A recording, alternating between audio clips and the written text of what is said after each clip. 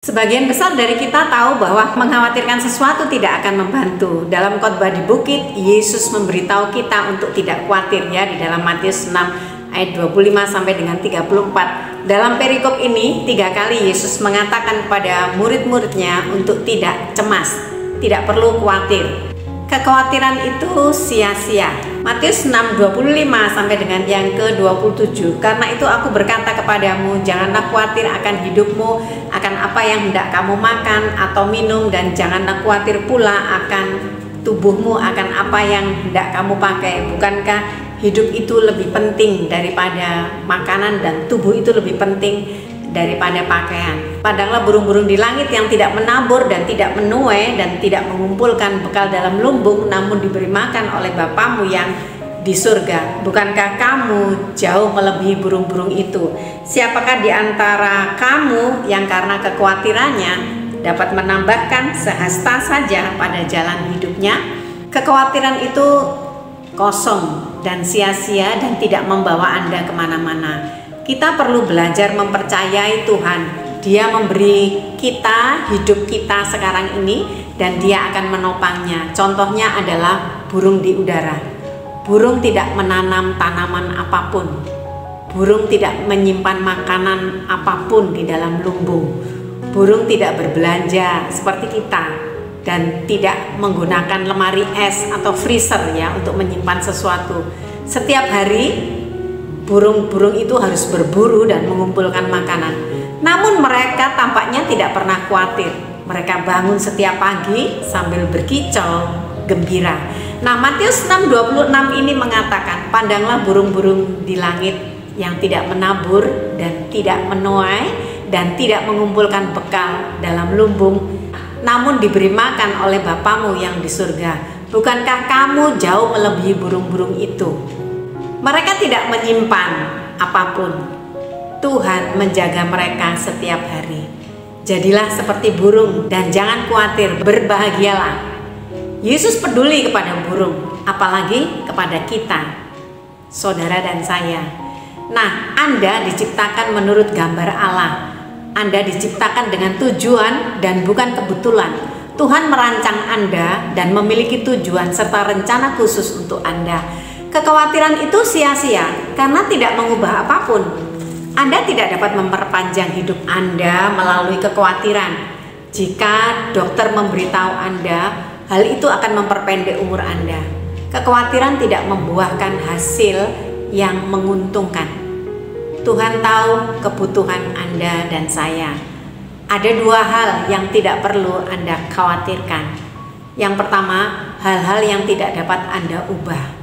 Yang kedua, hal-hal yang dapat Anda ubah. Yesus menggunakan kata-kata tajam yang sama seperti yang Dia ucapkan kepada para murid setelah Dia menenangkan badai. Apakah kamu masih tidak percaya? Keyakinan dan kekhawatiran berada pada ujung spektrum yang berlawanan.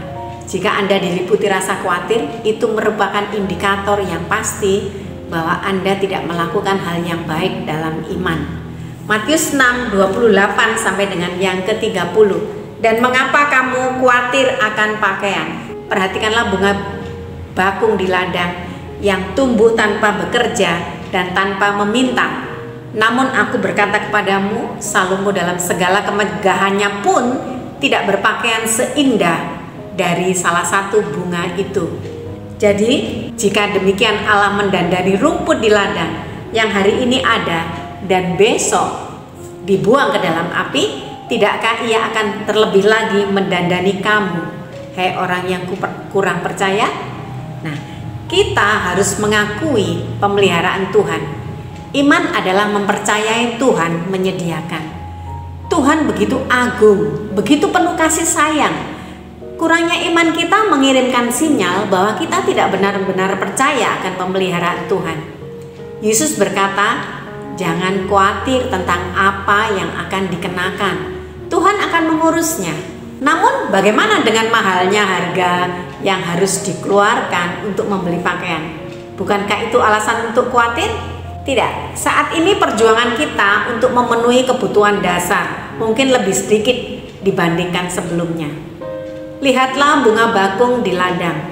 Mereka tidak bekerja atau memintal, namun mereka mengenakan kemuliaan yang lebih besar daripada Salomo. Ya, Anda bisa membaca dalam 1 Raja-Raja atau 2 Tawarik tentang kemegahan Salomo. Ratu Seba datang menemui Salomo dan kemuliaannya, dan dia berkata, "Lihatlah, setengahnya tidak diberitahukan kepadaku." Ya, 1 Raja-Raja 10 ayat 7. Salomo dengan segala kemegahannya pun tidak berpakaian seperti salah satu bunga di padang. Lihatlah bunga-bunga yang indah. Mereka hanya bergantung kepada Tuhan untuk mendapatkan hujan, mineral, matahari. Mereka tidak berusaha untuk hal-hal itu. Tuhan menyediakan semuanya. Jika Tuhan mendandani tanaman, bukankah Dia akan lebih mendandani Anda dan saya, ya? Jadi mempercayai Tuhan adalah inti pesan Yesus. Kita perlu menjalankan iman untuk bertumbuh dalam iman, seperti otot kita. Kekhawatiran itu bersifat duniawi, ya. Matius 6:31-32. Sebab itu janganlah kamu khawatir dan berkata, apakah yang akan kami makan? Apakah yang akan kami minum? Apakah yang akan kami pakai? Semua itu dicari bangsa-bangsa yang tidak mengenal Allah. Akan tetapi Bapamu yang di surga tahu bahwa kamu memerlukan semuanya itu. Nah, dunia menghabiskan seluruh energinya untuk mengejar kebutuhan materi. Kita dapat dengan mudah mendapati diri kita bertindak seperti dunia. Ada pepatah, beberapa orang makan untuk hidup, yang lain hidup untuk makan. Nah, orang-orang duniawi membiarkan perhatian mereka tertuju pada kebutuhan fisik, kesenangan, dan kemewahan. Nah, Yesus tidak mengajar bahwa kita tidak boleh mempedulikan hal-hal ini.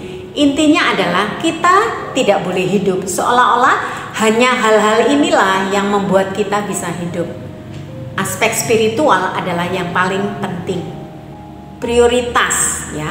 Obat untuk rasa khawatir adalah menghadapi kekhawatiran dan kecemasan kita dan mencari Tuhan.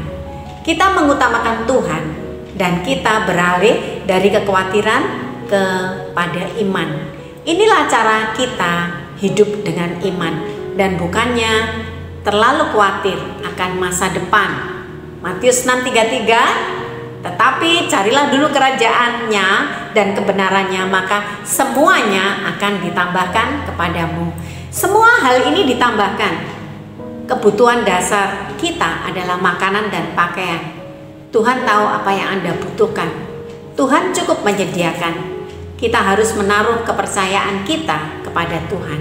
Matius 6:34. Sebab itu janganlah khawatir akan hari esok, karena hari besok mempunyai kesusahannya sendiri. Kesusahan sehari cukuplah untuk sehari. Tidak ada orang yang tidak mempunyai sesuatu yang dikhawatirkan. Kita semua dipanggil untuk memberikan respon yang sama terhadap apa yang mungkin kita khawatirkan.